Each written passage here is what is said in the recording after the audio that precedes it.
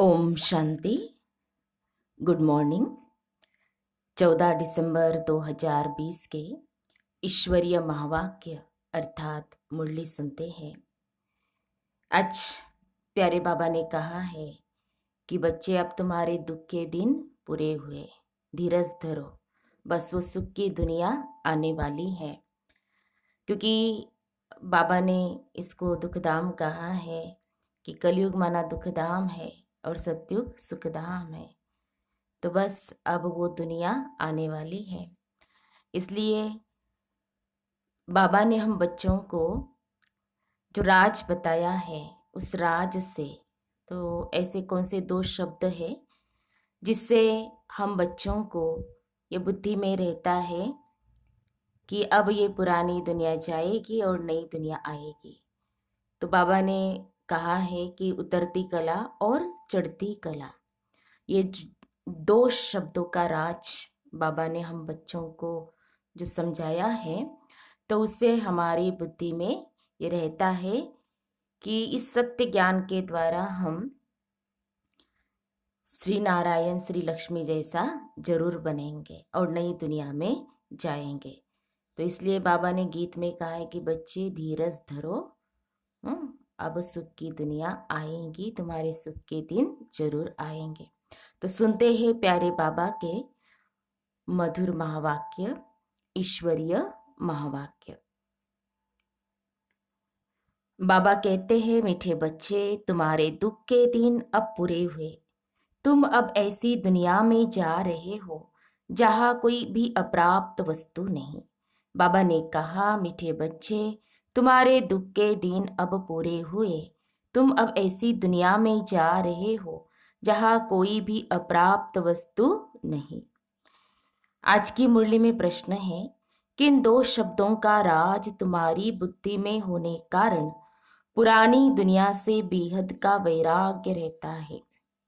किन दो शब्दों का राज तुम्हारी बुद्धि में होने कारण पुरानी दुनिया से बेहद का वैराग्य रहता है? उत्तर है, बाबा ने कहा, उतरती कला और चढ़ती कला का राज तुम्हारी बुद्धि में है। तुम जानते हो, आधा कल्प हम उतरते आए, अभी है चढ़ने का समय। बाप आए हैं नर से नारायण बनाने की सत्य नॉलेज देने। हमारे लिए अब कलयुग पूरा हुआ, नई दुनिया में जाना है, इसलिए इससे बेहद का वैराग्य है। मुरली में गीत बजा है, धीरज धर मनुआ, तेरे सुख के भरे दिन आए कि आए। ओम शांति। मीठे मीठे रूहानी बच्चों ने गीत सुना। रूहानी बाप बैठ समझाते हैं, यह एक ही पुरुषोत्तम संगम युग है। जबकि कल्प कल्प बाप आकर रूहानी बच्चों को पढ़ाते हैं, राजयोग सिखलाते हैं। बाप रूहानी बच्चों को कहते हैं, मनुआ अर्थात आत्मा, हे आत्मा धीरज धरो। आत्माओं से बात करते हैं, इस शरीर का मालिक आत्मा है। आत्मा कहती है, मैं अविनाशी आत्मा हूँ, यह मेरा शरीर विनाशी है। रूहानी बाप कहते हैं, मैं एक ही बार कल्प के संगम पर आकर तुम बच्चों को धीरज देता हूँ कि अब सुख के दिन आते हैं। अभी तुम दुखधाम रौरव नरक में हो। सिर्फ तुम नहीं हो, परंतु सारी दुनिया रौरव नरक में है। तुम जो मेरे बच्चे बने हो, रौरव नरक से निकलकर स्वर्ग में चल रहे हो। सतयुग त्रेता द्वापर पास हो गया, कलयुग भी तुम्हारे लिए पास हो गया। तुम्हारे लिए यह पुरुषोत्तम संगम युग है, जबकि तुम तमो प्रधान से सतो प्रधान बनते हो। आत्मा जब सतो प्रधान बन जाएगी तो फिर यह शरीर भी छोड़ेंगी। सतो प्रधान आत्मा को सतयुग में नया शरीर चाहिए, वहां सब कुछ नया होता है। बाप कहते, बच्चे अब दुखधाम से सुखधाम में चलना है, उसके लिए पुरुषार्थ करना है।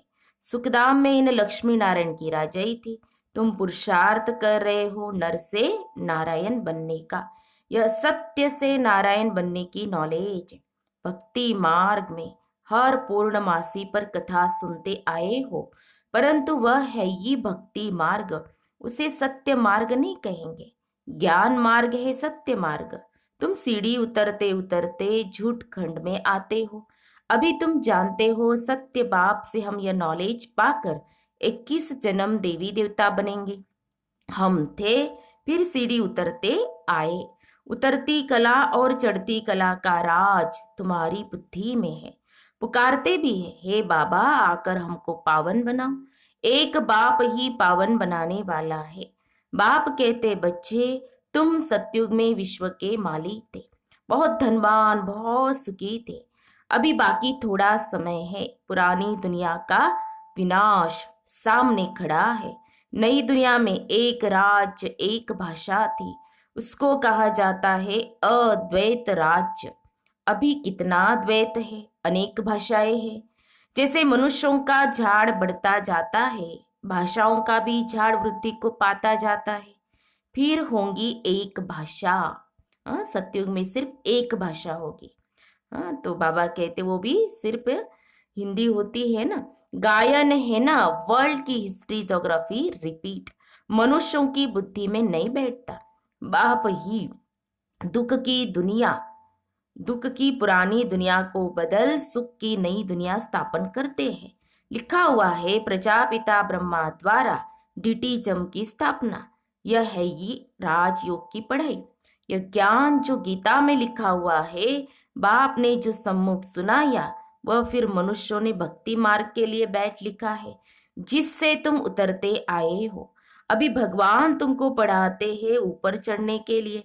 भक्ति को कहा ही जाता है उतरती कला का मार्ग। ज्ञान है चढ़ती कला का मार्ग। यह समझाने में तुम डरो मत। भल ऐसे भी है जो इन बातों को न समझने कारण विरोध करेंगे, शास्त्रवाद करेंगे, परंतु तुमको कोई से शास्त्रवाद नहीं करना है। बोलो, शास्त्र, वेद, उपनिषद व गंगा स्नान करना, तीर्थ आदि करना, यह सब भक्ति कांड है। भारत में रावण भी है बरोबर, जिसकी एफिजी जलाते हैं। वैसे तो दुश्मनों की एफिजी जलाते हैं।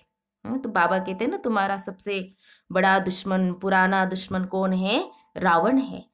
तो एफिजी जलाते हो अल्पकाल के लिए दुश्मन की। बाबा कहते हैं यह इस एक रावण की ही एफिजी हर वर्ष जलाते आते हैं। तो बाप कहते हैं तुम गोल्डन एजेड बुद्धि में बुद्धि से आयरन एजेड बुद्धि हो गए हो। कहा हमारी बुद्धि स्वच्छ सतो प्रधान थी, अब क्या हो गई है? तुम कितने सुखी थे। बाप आते ही है सुखधाम की स्थापना करने।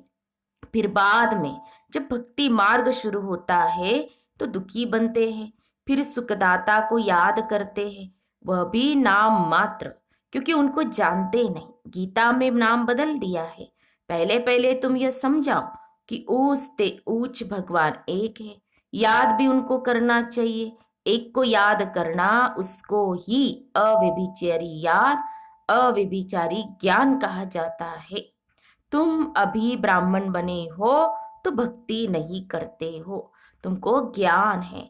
बाप पढ़ाते हैं जिससे हम यह देवता बनते हैं, दैवी गुण भी धारण करने हैं। इसलिए बाबा कहते अपना चार्ट रखो तो मालूम पड़ेगा हमारे में कोई आसुरी गुण तो नहीं है। देह अभिमान है पहला अवगुण, फिर दुश्मन है काम। काम पर जीत पाने से ही तुम जगत जीत बनेंगे। तुम्हारा उद्देश्य यह है, इन लक्ष्मी नारायण के राज्य में कोई अनेक धर्म थे नहीं। सतयुग में देवताओं का ही राज्य होता है, मनुष्य होते हैं कलयुग में। है भल वह भी मनुष्य, परंतु दैवी गुण वाले। इस समय सब मनुष्य है आसुरी गुणों वाले। सतयुग में काम महाशत्रु होता नहीं। बाप कहते इस काम महाशत्रु पर जीत पाने से तुम जगत जीत बनेंगे।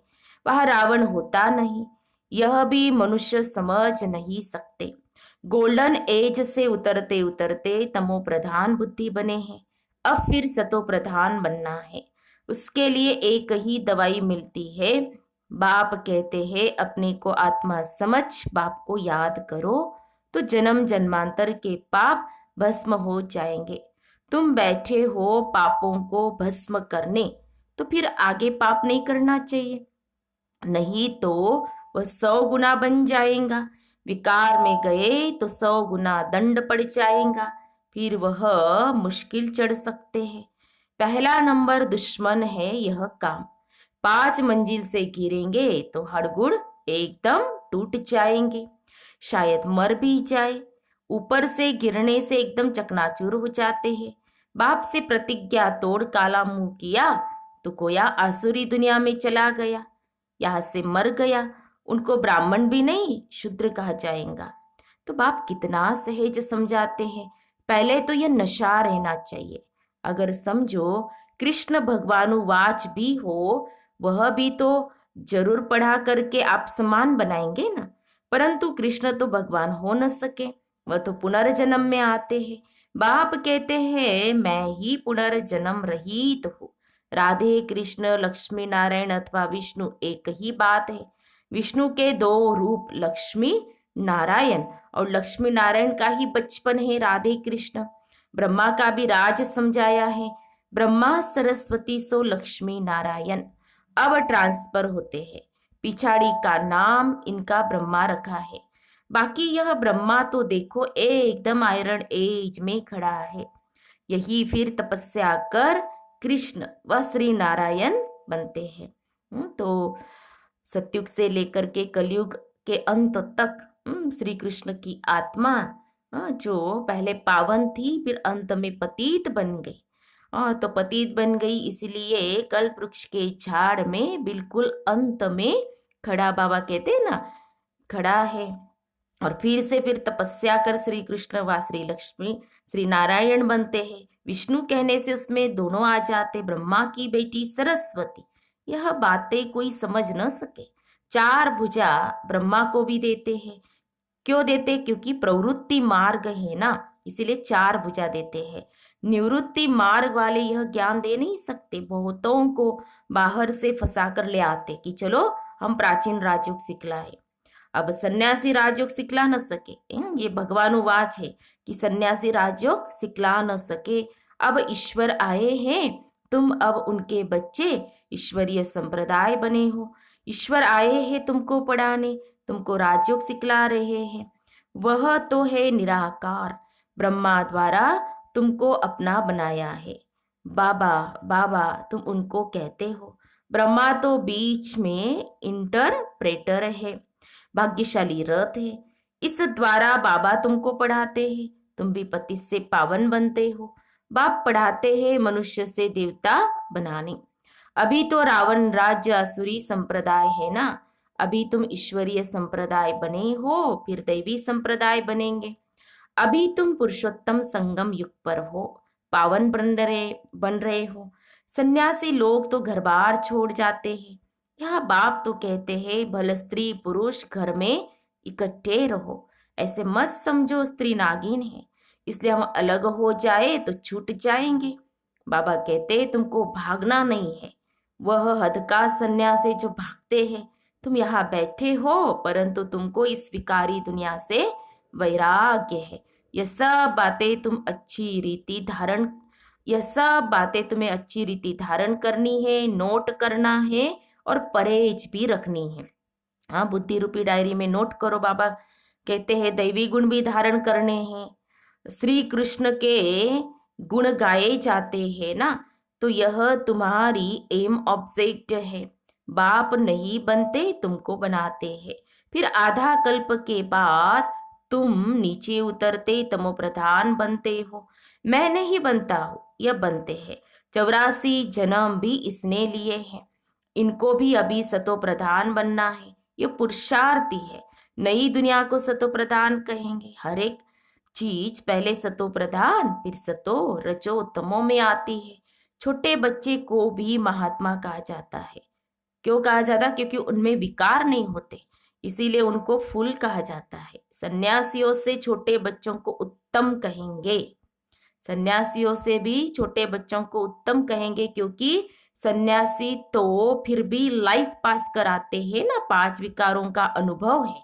बच्चों को तो पता नहीं रहता, इसीलिए बच्चों को देख खुशी होती है। चैतन्य फूल है, अपना तो है ही प्रवृत्ति मार्ग। अभी तुम बच्चों को इस पुरानी दुनिया से नई दुनिया में जाना है। अमर लोक में चलने के लिए तुम सब पुरुषार्थ करते हो। मृत्यु लोक से ट्रांसफर होते हो।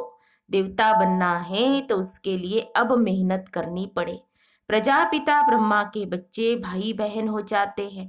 भाई बहन तो थे ना, प्रजापिता ब्रह्मा की औलाद आपस में क्या ठहरे। प्रजापिता ब्रह्मा गाया जाता है। जब तक प्रजापिता का बच्चा न बने सृष्टि की रचना कैसे हो। प्रजापिता ब्रह्मा के सब रूहानी बच्चे वह ब्राह्मण होते हैं, जिस्मानी यात्रा वाले। तुम हो रूहानी यात्रा वाले। वह पतित, तुम पावन। वह कोई प्रजापिता की संतान नहीं है, यह तुम समझते हो। भाई बहन जब समझे तब भाई बहन जब समझे तब विकार में न जाए। बाप भी कहते हैं खबरदार रहना, हमारा बच्चा बनकर कोई क्रिमिनल काम नहीं करना, नहीं तो पत्थर बुद्धि बन जाएंगे। इंद्र सभा की कहानी भी है। बाबा इंद्र भी है ना, तो बाबा हमेशा बताते हैं कि ये इंद्र प्रस्थ है, इंद्र सभा है। शूद्र को ले आई तो इंद्र सभा में उनकी बदबू आने लगी। तो यहाँ का यादगार में देखो, भक्ति मार्ग में जो कहानी लिखी हुई है, तो वो ले आई पतित को, तो बोला पतित को यहाँ क्यों लाया, फिर उनको श्राप दे दिया। वास्तव में इस सभा में भी कोई पतित आ नहीं सकते। बाबा कहते यहाँ की बात, जैसे कि मधुबन में भी जाते तो क्या करते हैं, कई ऐसे पता नहीं होता है ना, दीदियों को भी पता नहीं होता है, उनको तो पता, बाबा से जब मिलने जाते थे तो बताते थे ना, इन इन नियमों को आपको पालन करना है, धारण करना है। फिर बाबा कहते हैं अगर कोई ऐसा आ गया और वो ब्राह्मणी माना दीदिया लेकर के जाती है, तो बाबा कहते वो भी पत्थर बुद्धि बन जाती है फिर। इसीलिए बाबा कहते हैं यहाँ पर ऐसे कोई को लाना नहीं है। और वैसे भी मुरली जब सुनते हैं तो क्लास की बात है, अभी तो बहुत सारे मुरली सुनते हैं, व्हाट्सएप पर टीवी पर सभी सुनते हैं, लेकिन बाबा ने जो कहा है मुरली सुनने की भी विधि है ना, क्योंकि बाबा हमेशा कहते हैं कि शेरनी का दूध सोने के बर्तन में ठहरता है, इसलिए बुद्धि को पवित्र बनाना है। और पवित्र कैसे बनेंगे, तो बाबा ने कहा, बाबा को याद करने से तो बनेंगे, लेकिन बाबा ने जो हमें परहेज बताई, नियम बताए हैं, उनको भी हमें अपने जीवन में जरूर पालन करने हैं, धारण जरूर करना है। तभी क्या होगा, सिर्फ मुरली सुनने से कुछ नहीं होगा। मुरली तो सुन रहे हैं, बहुत सारे पॉइंट भी बता देंगे, लेकिन उस मुरली को क्या करना है, हजम करना है, उसको अंदर जाने देना है और अपने जीवन से उसको दिखाना है, मुरली को अपने जीवन से दिखाना है। तो इसलिए बाबा कहते हैं कि यहाँ पर कोई पतित को नहीं ला सकते हैं। तो भल बाप को मालूम पड़े व न पड़े, यह तो अपना ही नुकसान करते हैं और ही 100 गुना दंड पड़ जाता है। भले ब्रह्मा बाबा तब साकार में थे तो नहीं मालूम पड़ता था, लेकिन अव्यक्त बाप दादा बने, फिर शिव बाबा तो जाने जाननहार है ही, तो उनको तो मालूम ही था पतित को अलाउ नहीं करेंगे, तो उन्हों के लिए विजिटिंग रूम ठीक है। तो एक अनुभव ऐसे ही था कि एक मना पार्टी में जब मधुबन में आए थे, तो वो ड्राइवर था और वो पीने वाला था और वे वैसे ही हॉल में बैठ गया था। तो जब बाबा आए थे वहाँ पर मधुबन में शांतिवन में डायमंड हॉल में, तो कुछ न कुछ कारण बना उसको उस हॉल में वो बैठ ही नहीं पाया। तो देखो बाबा कहते हैं ऐसा कोई भी बाबा से मिलन मना नहीं सकता है। फिर बाबा ने कहा कि उन्हों के लिए विजिटिंग रूम ठीक है, जब पावन बनने की गारंटी करे, दैवी गुण धारण करे, तब अलाव हो। दैवी गुण धारण करने में टाइम लगता है, पावन बनने की एक ही प्रतिज्ञा है, यह भी समझाया है। देवताओं की और परमात्मा की महिमा अलग अलग है। पतित, पावन, लिबरेटर, गाइड बाप ही है। सब दुखों से लिबरेट कर अपने शांति धाम में ले जाते हैं। शांति धाम, सुखधाम और दुखधाम, यह भी चक्र है। अभी दुखधाम को भूल जाना है। शांति धाम से सुखधाम में वो आएंगे जो नंबरवार पास होंगे, वही आते रहेंगे। यह चक्र फिरता रहता है। ढेर की ढेर आत्माएं हैं, सबका पाठ नंबरवार है, जाएंगे भी नंबरवार। उनको कहा जाता है शिव बाबा का सिजरा अथवा रुद्रमाला। नंबरवार जाते हैं फिर नंबरवार आते हैं। दूसरे धर्म वालों का भी ऐसा होता है। बच्चों को रोज समझाया जाता है, स्कूल में रोज नहीं पढ़ेंगे, मुरली नहीं सुनेंगे तो फिर अपसेंट हो जाएंगे। पढ़ाई की लिफ्ट तो जरूर चाहिए। गौड़ली यूनिवर्सिटी में अपसेंट थोड़ी होनी चाहिए। पढ़ाई कितनी ऊंचे जिससे तुम सुखधाम के मालिक बनते हो। वहां तो अनाज सब फ्री रहता है, पैसा नहीं लगता। अभी तो कितना महंगा है, 100 वर्ष में कितना महंगा हो गया है। वहां कोई अप्राप्त वस्तु नहीं होती जिसके लिए मुश्किलात आए, वह है ही सुखधाम। तुम अभी वहां के लिए तैयारी कर रहे हो। तुम बेगर टू प्रिंस बनते हो। साहूकार लोग अपने को बेगर नहीं समझते हैं। अच्छा, मीठे मीठे सिखी लदे बच्चों प्रति मात पिता बाप दादा का याद प्यार और गुड मॉर्निंग। रूहानी बाप की रूहानी बच्चों को नमस्ते। हम रूहानी बच्चों की रूहानी बाप दादा को याद प्यार और नमस्ते नमस्ते। ओम शांति ओम शांति ओम शांति। गुड मॉर्निंग बाबा, शुक्रिया बाबा, थैंक्स बाबा। फिर धारणा के लिए मुख्य सार। आज की मुरली का सार 2 पॉइंट में। पहली पॉइंट, बाप से जो संपूर्ण पावन बनने की प्रतिज्ञा की है, इसे तोड़ना नहीं है। बहुत बहुत परहेज रखनी है। अपना चार्ट देखना है, हमारे में कोई अवगुण तो नहीं है। दूसरी पॉइंट, गॉडली यूनिवर्सिटी में कभी भी अपसेंट नहीं होना है। सुखधाम का मालिक बनने की ऊंची पढ़ाई एक दिन भी मिस नहीं करनी है। मुरली रोज जरूर सुननी है। फिर आज की मुरली में बाबा का वरदान है, मनसा वाचा कर्मणा की पवित्रता में संपूर्ण मार्क्स लेने वाले नंबर 1 आज्ञाकारी भव।